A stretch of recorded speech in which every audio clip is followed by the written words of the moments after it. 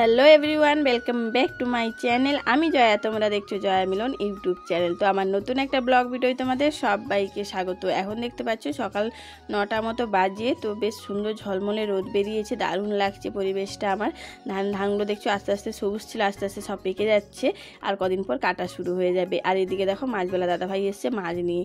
এই বাউল মাছটা নিয়েছি, এই বাউল মাছটা প্রায় 4 কিলো কি 4.5 কিলো মতো ছিল।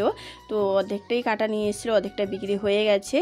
তো এই যে আমার বাড়িতে নিয়ে নিয়েছি, আর এইটুকু মাছটাই নিয়েছি, দেখতে পাচ্ছ 1 কিলো 150 না 200 মতো আছে।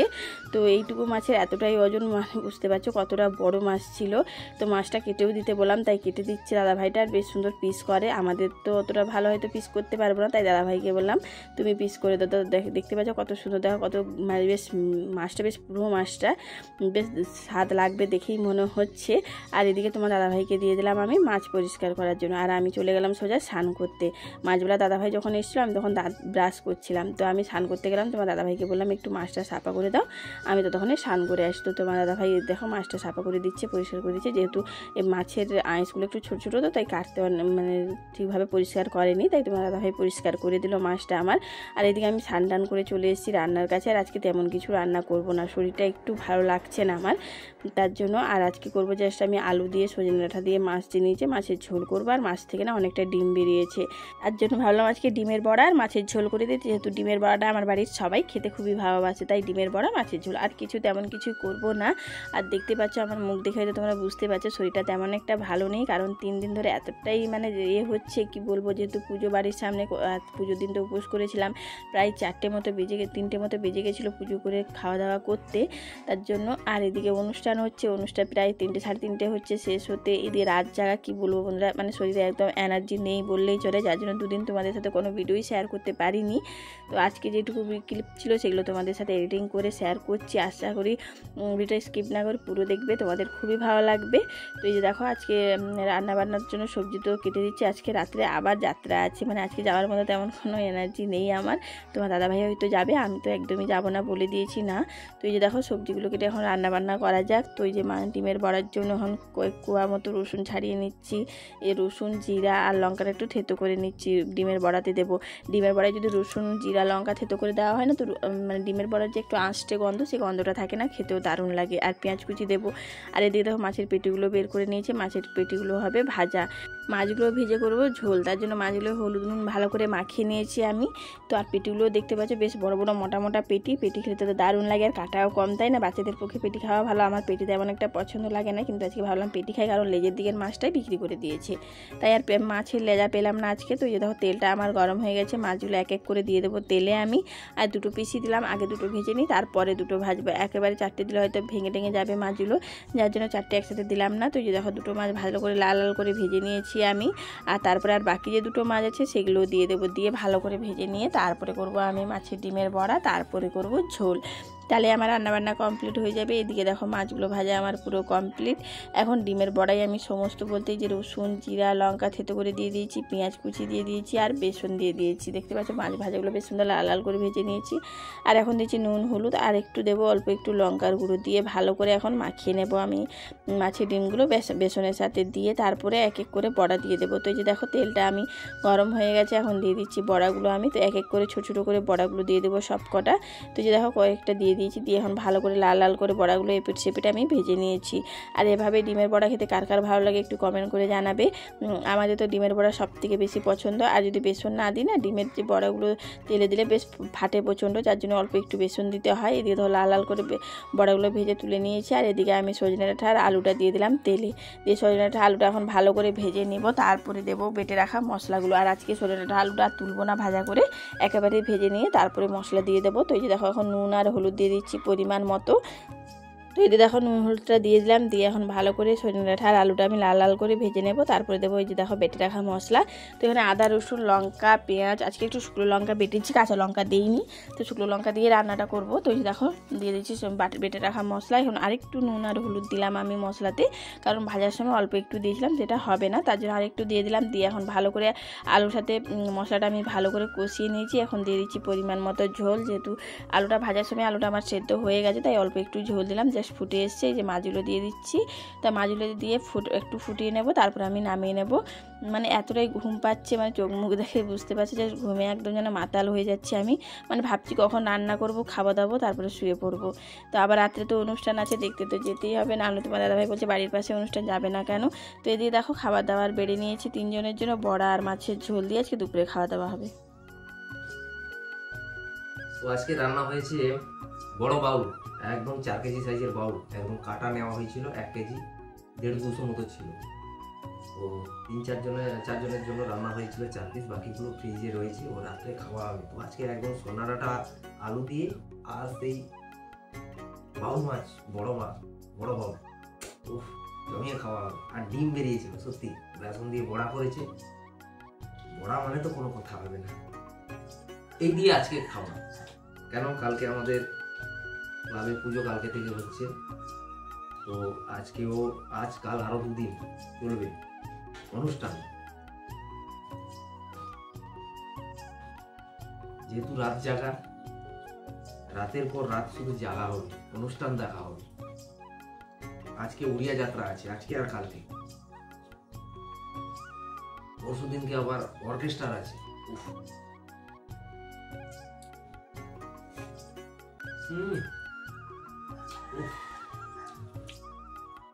क्या बात है, দুর্দান্ত, কি বলবো। আর ডিম, মুরগির ডিমকে হার মানিয়ে দিবে। মাছের ডিম বেসন দিয়ে যদি বড়া করা হয়, গোটা জিরে দিয়ে, পেঁয়াজ লঙ্কা, সেই স্বাদ। সত্যি মাছটা বড় মাছ, তো মানে কি বলবো, মাছের ডিমগুলো টেস্ট দুর্দান্ত। মাছটা যদি কাছে দেখাতাম, হ্যাঁ পাট ছাড়ছে মাছটা। এটা পুরো দেখো চর্বির মতো ভর্তি। বাউল মাছ পেটিগুলো আজকে মানে এখন রান্না হয়েছে, রাত্রে পিসগুলো হবে, কেননা কুটুম আসবে, পুজো হচ্ছে তো 7 জন কুটুম আসবে সব রাত্রে, সন্ধ্যেবেলা ঢুকে যাবে, খাওয়া হবে। কুটুম বন্ধু মানে খাওয়া দাওয়া হবে আর অনুষ্ঠান দেখতে যাওয়া হবে। একদম বাড়ির পাশে ক্লাবে অনুষ্ঠান চলছে। কারা কারা অনুষ্ঠান দেখবে চলে আসো আমাদের বাড়িতে, সবাইকে নিমন্ত্রণ রইল জয়া মিলন ইউটিউব চ্যানেলের পক্ষ থেকে, নাকি? তুমি একবার বলো। বাউলটা সত্যি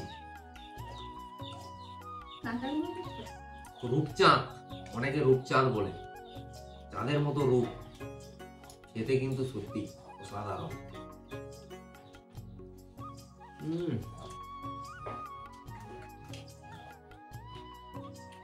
সজনা ডাঁটা,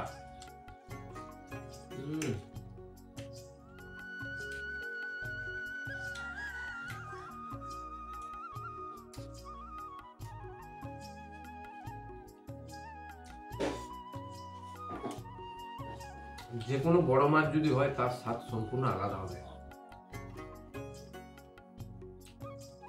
বড় মাছের স্বাদ আলাদা।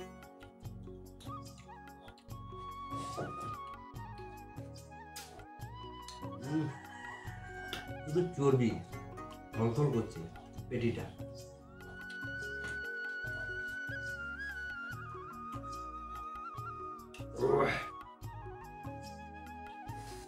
সুন্দর একদম, কি বলবো, রান্নাটা দুর্দান্ত করেছে। এরকম হালকা মশলা দিয়ে রান্না করেছে, এতে হেভি লাগে। আটাগুলো সব মোটা মোটা, কি বলবো, ট্রাক্টরের ফালের মতো।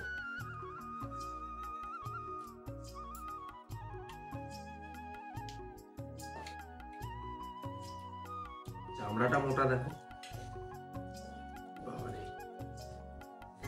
চামড়া না তো ব্রয়লার ছাঁট খাচ্ছি যেন।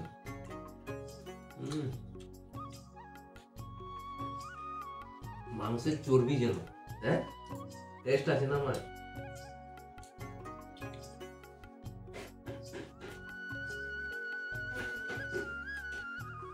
মাঝে মধ্যে আমাদের যে ভাইয়ের কাছ থেকে মাছ নেওয়া হয়, বড় বড় মাছ নিয়ে আসে। তো আজকে বললো যে দুটো ওই বাউলগুলো নিয়ে এসেছিল, দেশি বাউল এগুলো। দুটো বাউল ছিল 7 কেজি, 3.5 কেজি করে একটা। 3.5 কেজি মাছের তো টেস্ট হবে।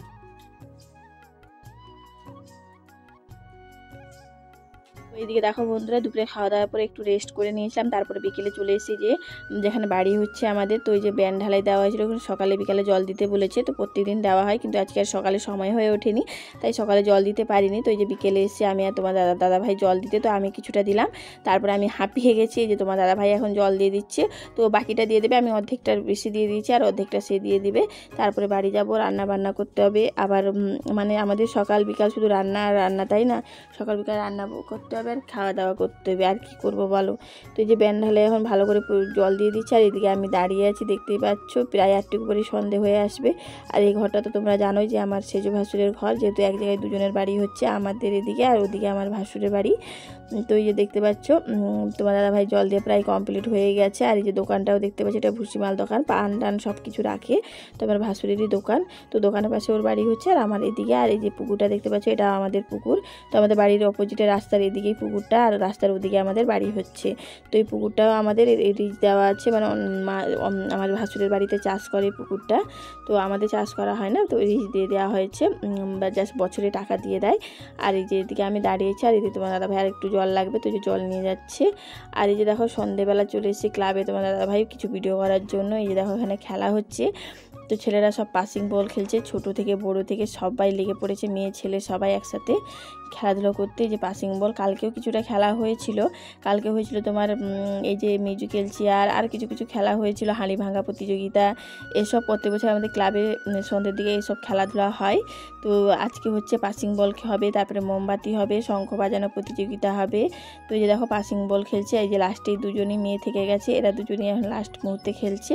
তো ফার্স্ট হবে ওই যে ছোটো মেয়েটা দেখতে পাচ্ছ, ও ফার্স্ট হবে, আর এই যে সেকেন্ড সাদা জামাটা যে পরেছে ও সেকেন্ড হবে। আর এই মেয়েটা হচ্ছে আমার সেজ ভাসুরের মানে মামা শ্বশুরের মেয়ে। তো ও এসছে আমার সেজদার বাড়িতে, তো ওই খেলায় নাম দিয়েছিল, তো খেলেছিল, তো সেকেন্ড হয়েছে। আর মিউজিক্যাল চেয়ারেও সেকেন্ড হয়েছে। আর এদিকে দেখো মোমবাতি প্রতিযোগিতা হচ্ছে, কিছুটা এখানে 20 পিস মতো মোমবাতি আছে।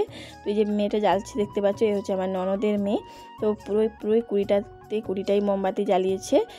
আর যেহেতু এই দেশলাইটা বেশ বড় ছিল, যার জন্য আরও যদি 2-3টে থাকতো না আরও জ্বালাতে পারতো, যেহেতু অনেকটাই কাঠি থেকে গেছিলো দেখতে পাচ্ছ। আর অনেকে 14টা কে 13টা কে 6টা এরকম জ্বালিয়েছে, কিন্তু সবকটা মোমবাতি এই জ্বালিয়েছে। এই তো ছোটো মেয়েটা দেখতে পাচ্ছ সবকটা মোমবাতি জ্বালাতে পেরেছে। আর এদিকে হচ্ছে আমাদের তোমার শঙ্খ বাজানো প্রতিযোগিতা, যে দেখো সব মেয়েরা বউরা সবাই লেগে পড়েছে শঙ্খ বাজানোর জন্য। আর বেশ সুন্দর অনেকক্ষণ ধরে শঙ্খ বাজাতে পারছে। আমি নাম দিতে পারতাম, কিন্তু আমি আর আসিনি, যেহেতু শরীরটা ভালো লাগছিল না, আবার রাত্রে তো যাত্রা দেখতে আসতে হবে, যার জন্য একটু ঘুমিয়ে পড়েছিলাম। আর এই যে দেখো শঙ্খ বাজাচ্ছে সবাই, প্রায় 5-6 জন মিলে বাজিয়েছিল, কিন্তু 3 জন ফার্স্ট সেকেন্ড থার্ড হয়েছে। এই যে দিদিভাইটা দেখলে এই বাজাচ্ছিল, তো এই সবার বেশি ভালো বাজাতে পেরেছে, অনেকক্ষণ ধরে বাজাতে পেরেছে, তো ফার্স্ট হয়েছে। তারপর তার আগে যে বাজিয়েছিল ও সেকেন্ড হয়েছে। আর আমার হচ্ছে মাসি শাউরির বৌমা হয়েছে থার্ড। তো প্রত্যেক বছরই আমাদের খেলা হয়। এবছর হাঁস ধরা প্রতিযোগিতাটা আর হয়নি, জানি না কেন, নাহলে প্রত্যেক বছর হাঁস ধরা প্রতিযোগিতাও হয়, বেশ মজা হয়, আনন্দ হয়, সবাই বেশ সুন্দর আনন্দ করে খেলাধুলোগুলো এনজয় করে। ছোটো ছোটো মেয়ে ছেলেরা দেখতে পাচ্ছে, আর বাড়ির বউরাও সবাই লেগে পড়েছে এখানে প্রতিযোগিতায়, কারণ খুব ভালো লাগে। আর এই যে দেখো রাত্রে এখন প্রায় 10টা কি 10:30টার মতো বেজে গেছে। এই যে উড়িয়া যাত্রা, তো এই যে উড়িয়া যাত্রা মানে তো আগে মেলোডি হবে, তারপরে যাত্রা আরম্ভ হবে। তো এই যে মেলোডির গান নাচ হচ্ছে, গান বাজছে। তো এই যে মেয়েটা ছেলেটা নাগিন ডান্স, মানে নাগিন গান নাচ করছে দেখতে পাচ্ছ, বুঝতে হতে তোমরা পাচ্ছ, কারণ ভয়েসটা আমি মিউট করে দিচ্ছি, যদি কপিরাইট পড়ে যায় তাহলে বলে এত কষ্ট করে ভিডিও এডিটিং করে ভিডিও করার পর যদি কপিরাইট পড়ে কেমন লাগে বলে, যার জন্য মানে ভয়েসটা আমি মিউট করে দিয়েছি।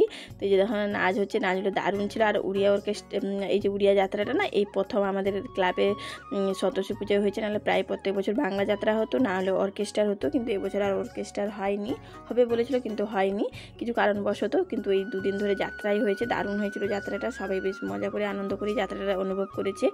খুব ভালো লাগলো এই প্রথম বছরে।